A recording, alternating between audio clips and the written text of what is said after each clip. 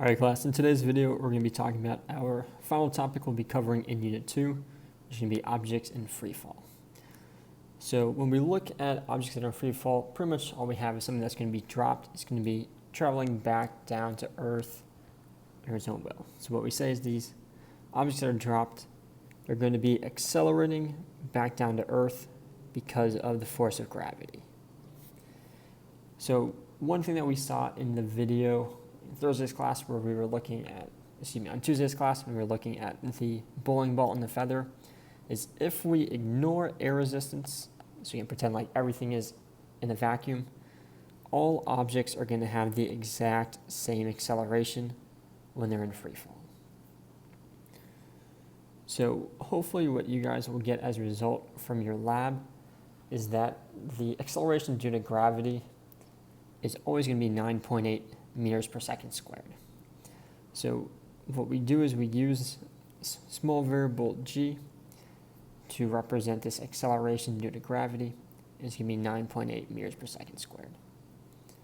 So as you take a look at your results you have from the two objects you were dropping in class on Tuesday, and hopefully we're able to use those pieces of information from the lab to calculate acceleration somewhere close to 9.8. So one thing we do in physics, though, is we always want to think about the direction in which objects are moving. So what we're going to do is look at our xy axis here, and we're going to say that anytime an object is moving upwards, we're going to call that positive. We're going to make down negative. So because our objects that are close to the surface of the Earth are going to be accelerating back down to the Earth, we're going to say that they're always going to have an acceleration of negative 9.8 meters per second squared when they're in free fall. One slight thing we do to our kinematic equations to represent that we are now moving up and down is anywhere we might have seen an x for our position occur in our equations, we're now going to instead replace it. Sorry about that. We're going to now replace it with the variable y to represent our position above the ground. So replace with y. You can also think of it as thinking of things about in terms of height rather than positions. So what that does to our kinematic equations is anything something's dropping us in free fall, it's moving up and down. Our kinematic equations become a little bit different. So our first one still is going to be the exact same of v final is equal to v initial plus at, and there was no x that we had in it that had to be changed. But when we look at our second kinematic equation, what we have is going to be v squared is equal to v initial squared plus 2 times a times y final minus y initial. Again, the only reason why we have replaced x with y is because now we're looking at motion that's up and down along our y-axis. So we can think of this as a y-coordinate telling us the height of our object. Similar thing with our third kinematic equation, we have y is equal to y initial plus v initial t plus 1/2 at squared. So this is going to be how we're going to write our kinematic equations when we have motion in the y direction.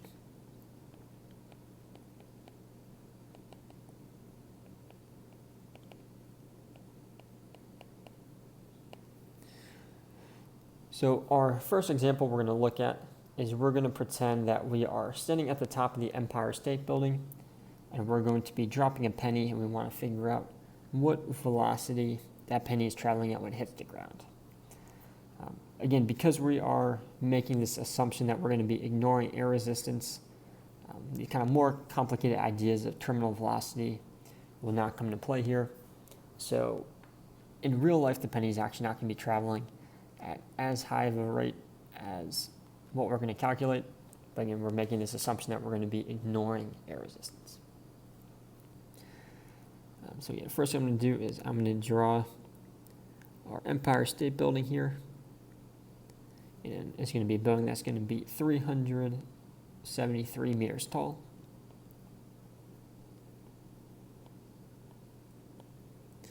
And our penny is going to be dropped. Anytime we drop something, typically what that tells us is it's going to be starting at rest.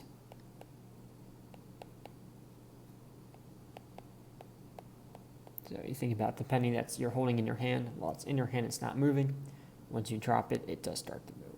So we have our velocity at the top here is going to be 0 meters per second. And then the penny is going to drop down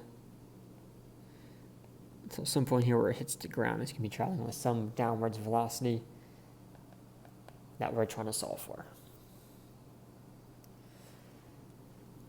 So when we take a look at this, our starting height, so our starting Y position, our Y initial, is going to be the height at which we're at the very beginning, which is going to be the top of that 373 tall building.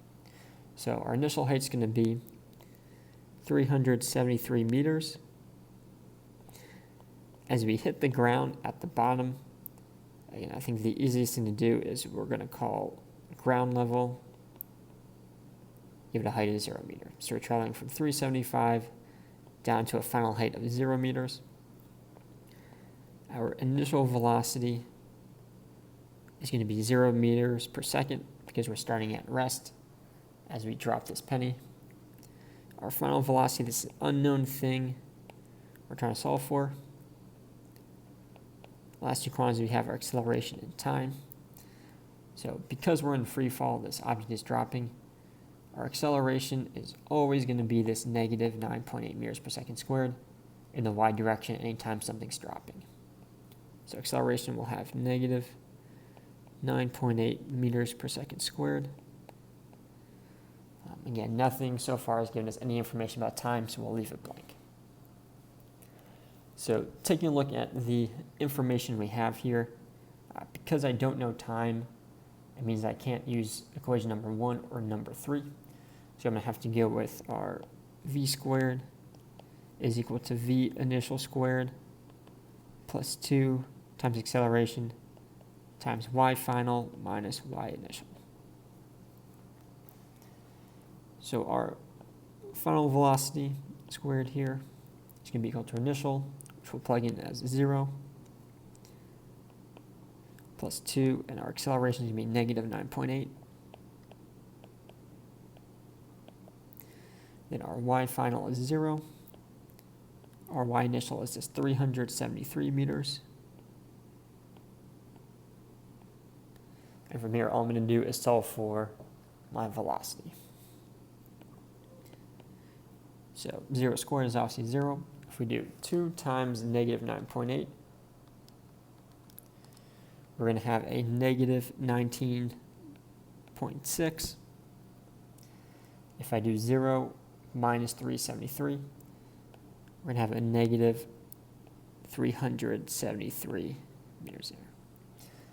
Again, sorry, one thing, that v should be squared as it comes down. My apologies there.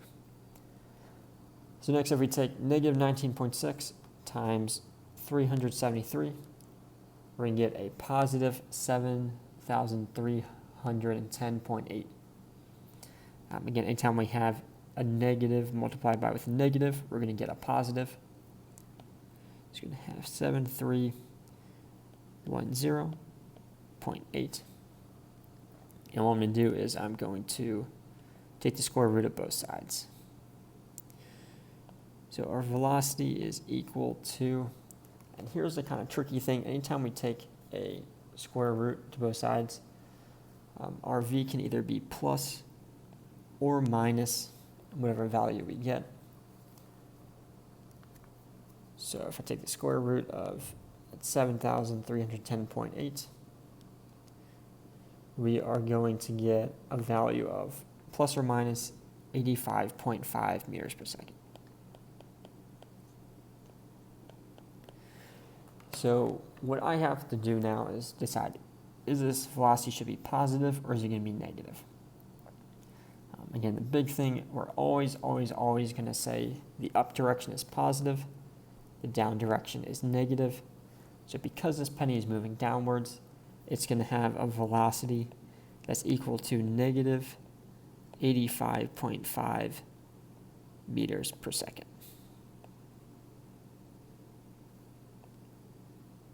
Again, that negative sign just telling us that we are moving downwards.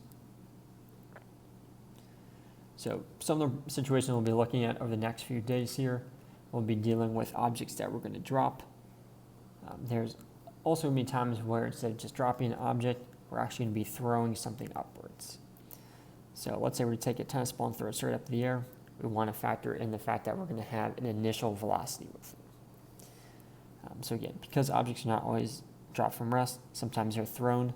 In these situations, they will have an initial velocity. And one thing that we're going to do to kind of simplify our work here is that we're always going to say up is positive. We're always going to say down is negative. I personally think the textbook kind of does a poor job of describing this because they make it a little bit more confusing in how we define what's our positive direction, what's our negative direction. I think the easiest thing to do is to just say up is always positive, down is always negative.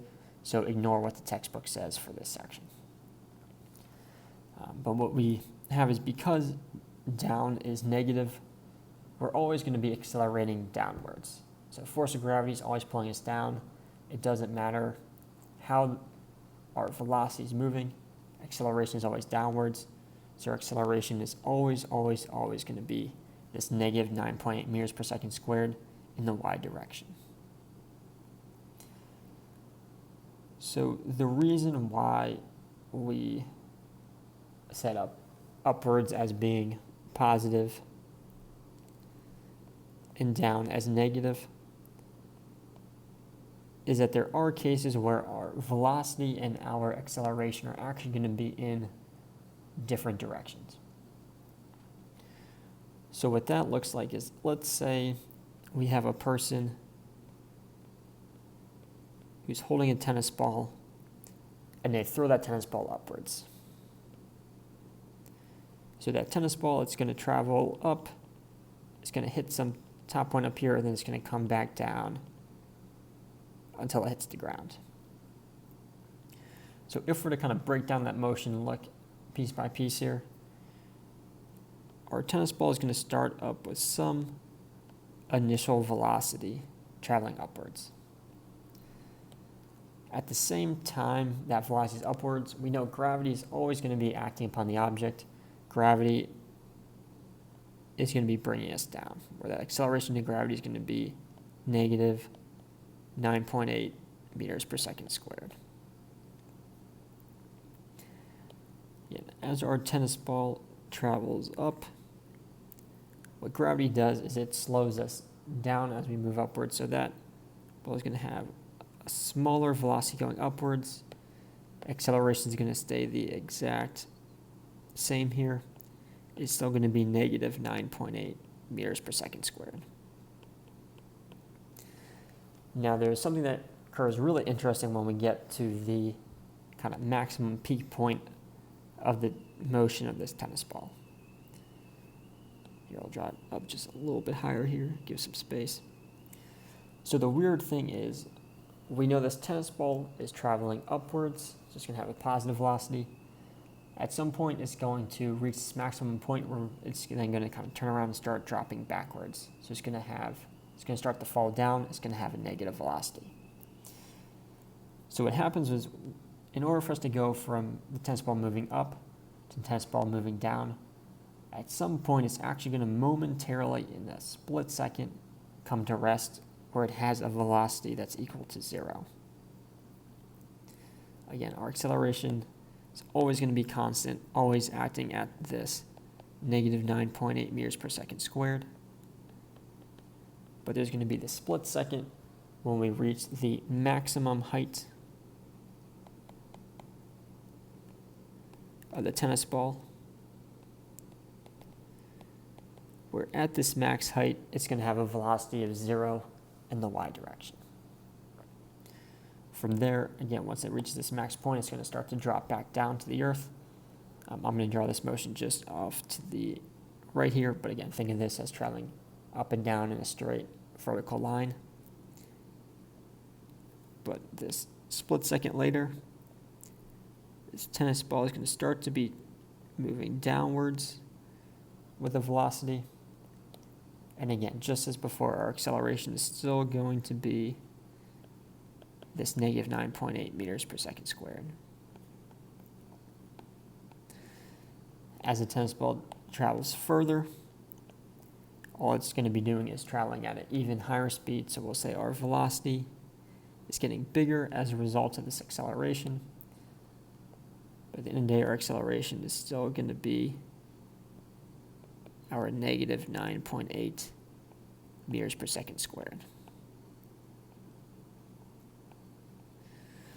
So what we can do is we can apply this idea that at the max height, our velocity in the y direction is going to be 0 to help us figure out a few more details about motion here. So the last example we'll have for today is we're going to have this person who's going to be standing on the ground, and they're going to throw a tennis ball straight upwards with a velocity of 22.4 meters per second. And we're trying to figure out what's the max height, how high the tennis ball is going to go. So again, we have our person standing on the ground here. Be holding this tennis ball that they're going to throw up with a velocity of 22.4 meters per second. Again, it's going to travel upwards, reach this max point, and then it's going to come back down. And what we're trying to do is figure out what the y value is of this max point. For the sake of simplifying the problem a bit, we're going to just assume that the ball starts on the ground rather than the height of the person's hand. So we'll say that the ball is going to start at the ground where it has a height of 0. So making my table, we'll say our initial height is going to be 0 meters.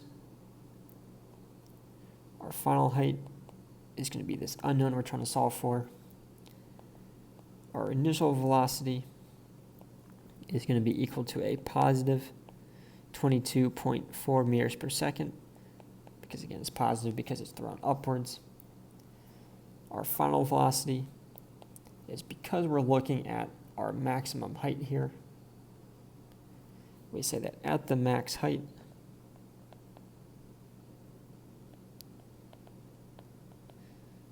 our final velocity is going to be equal to 0 meters per second. Acceleration is going to be negative 9.8 meters per second squared, just as it always is anytime an object is being acted upon by the force of gravity. And then our time is something that we do not know at this point. So what I'll do is I'll leave it blank. So what we're trying to figure out is our maximum height here, our final y. So again, because we don't know anything about time, we're going to have to use our equation number 2. Our v squared is equal to v initial squared plus 2 times acceleration times y minus y initial. Plugging in our values here, we have 0 squared is equal to 22.4 squared plus 2 times negative 9.8 times the final height of y that we are solving for minus our initial height of the ground of 0. And we're assuming that the tennis ball is going to be thrown from the ground level. So we're going to have 0 is equal to, and if we do 22.4 squared, that's going to give us 501.76. We're going to add that to a negative 19.6, as you take 2 times negative 9.8. And then we have y minus 0 is going to give us just y.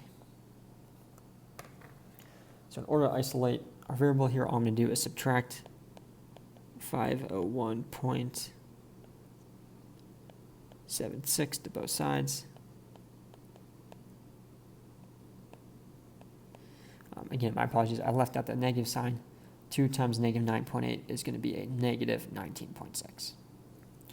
So we have negative 501.76 is equal to negative 19.6y. If I divide both sides by negative 19.6,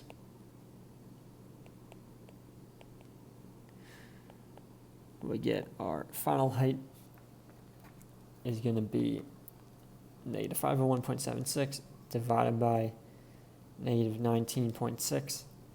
In the situation negative divided by negative gives us a positive. We're going to have a maximum height of 25.6 meters will be the final height and the maximum height that that tennis ball travels up in the air.